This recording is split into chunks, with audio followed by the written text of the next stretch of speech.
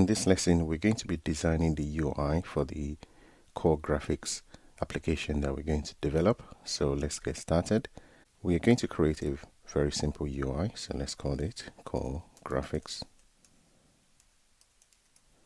tutorial.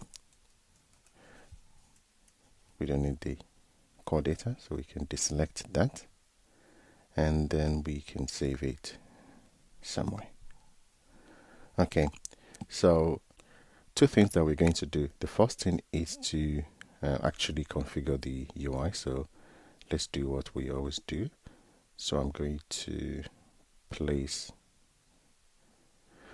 drawing happens on a view, so we're going to be using a UI view, and in order for us to be able to draw on this UI view, we need to subclass the UI view and override the draw method. I'm going to show you what that means in a minute.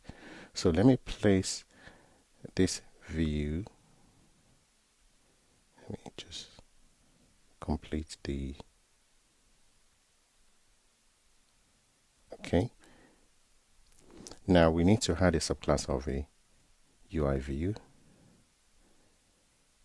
new file, and it's going to be a Cocoa Touch class. So you can select here subclass of, then you want to select the UI view. So let's call that the draw view. Make sure it's a Swift, and then click on next and then create.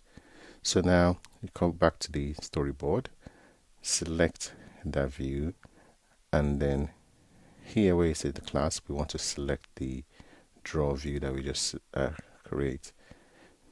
created. So we're going to be using this draw view now.